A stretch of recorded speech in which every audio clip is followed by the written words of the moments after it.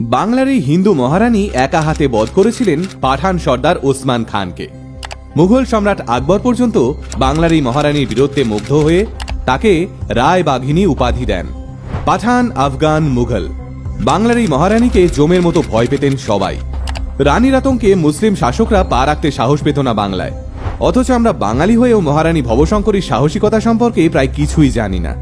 আর তাই আজকের ভিডিওতে আমরা কথা বলবো হাওড়া, হুগলি, বর্ধমান এবং মেদিনীপুরকে একা হাতে শাসন করা মহারানী রায়বাঘিনী ভবশঙ্করীকে নিয়ে, যার কাছে দেবী চণ্ডীর আশীর্বাদপ্রাপ্ত এমন এক তরোয়াল ছিল যে তরোয়ালের জোরে তিনি আটকে দিয়েছিলেন মোগল, পাঠান এবং আফগানদের, আর একাই রক্ষা করেছিলেন গোটা বাংলাকে। ভবশঙ্করী দেবীর জন্ম বাংলা ভূমির ভুরসুট রাজ্যে। তখন হাওড়া এবং হুগলি জেলাকে একত্রে ভুরসুট বলা হতো, কারণ তখন এখানে দেশের তাবর তাবর বণিক বা ভুরিরা বসবাস করতেন। এই ভুরসুট রাজ্যের পেঁড়ো দুর্গের সেনাপতি ছিলেন দীননাথ চৌধুরী, আর ভবশঙ্করী দেবী ছিলেন দীননাথের কন্যা। খুব অল্প বয়সে মা মারা যাওয়ায় বাবার কাছেই মানুষ হয়েছিলেন ছোট্ট ভবশঙ্করী। খুব অল্প বয়স থেকেই বাবার কাছে ঘোড়া চালানো, অস্ত্র চালানো এবং তীরন্দাজিতে পারদর্শী হয়ে ওঠেন। ভবশঙ্করী দেবী যখন বড় হন তখন ওর বিবাহ হয় ভুরসুটের রাজা রুদ্রনারায়ণের সঙ্গে। কিন্তু সন্তান প্রতাপ নারায়ণের জন্মের পরেই মারা যান রুদ্রনারায়ণ, আর তারপর বহু কষ্টে নিজেকে সামলে নিয়ে ভুরসুটের সিংহাসনে মহারানী হিসেবে বসেন ভবশঙ্করী দেবী। সেই সময় সারা ভারতবর্ষে মুঘল, পাঠান আর আফগানরা মিলে লুটপাট চালাচ্ছে, দখল করে নিচ্ছে একটার পর একটা রাজ্য। বাংলাতেও তখন কিছু অংশে ঢুকে পড়েছে মুঘল এবং পাঠানরা।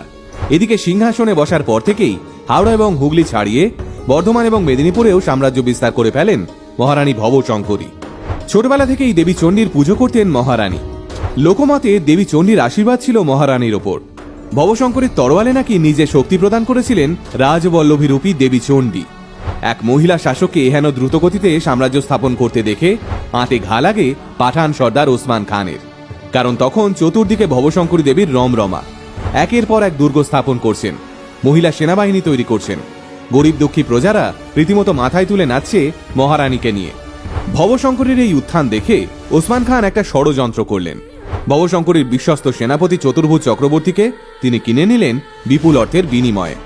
বিশ্বাসঘাতকতা করল চতুর্ভুজ। পান্ডুয়ার গড় ভবানীপুর ছিল ভুরসুট রাজ্যের রাজধানী।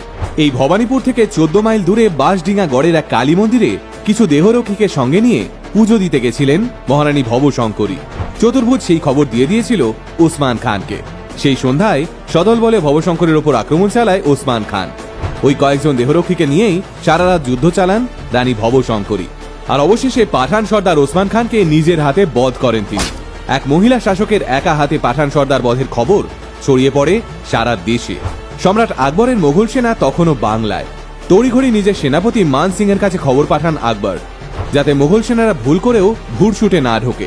তার বদলে তিনি ভবশঙ্করীর সঙ্গে একটা বন্ধুত্বপূর্ণ চুক্তি করেন। ঠিক হয় কেউ কারো রাজ্য আক্রমণ করবে না। ঐতিহাসিকদের মতে রানীর সাহসিকতায় মুগ্ধ হয়ে সেই সময়ই ওকে রায়বাঘিনী উপাধি দেন সম্রাট আকবর। আগে হ্যাঁ, এতটাই বীরাঙ্গনা ছিলেন মহারানী ভবশঙ্করী। তিনি হাতির পিঠে চড়ে সামনে থেকে যুদ্ধে নেতৃত্ব দিতেন, একা হাতে বুনো মোষের দলকে পরাস্ত করতেন। এতটাই শক্তিশালী একজন নারী ছিলেন তিনি। কিন্তু শেষ বয়সেই মহারানী ভবশঙ্করী ছেলে প্রতাপ নারায়ণের হাতে সাম্রাজ্যের ভার তুলে দিয়ে কাশী চলে যান। সেখানে গিয়ে জীবনের শেষ দিন অবধি সন্ন্যাসিনীর মতো জীবনযাপনও করেন। এই বাংলার বুকে আজও হাওড়ার উদয়নারায়ণপুরে রায়বাঘিনী মন্দির রয়েছে। 2012 সাল থেকে এই উদয়নারায়ণপুরেই প্রতি বছর ধুমধাম করে রায়বাঘিনী ভবশঙ্করী মেলা অনুষ্ঠিত হয়। গড় ভবানীপুর জায়গাটাকেও আজ পর্যটন কেন্দ্র হিসেবে নতুন করে সাজানো হচ্ছে। তবে সত্যি কথা বলতে গেলে রায়বাঘিনী রানী ভবশঙ্করী যতটা সম্মান প্রাপ্য ছিল, ততটা সম্মান তিনি বাঙালিদের থেকে পাননি।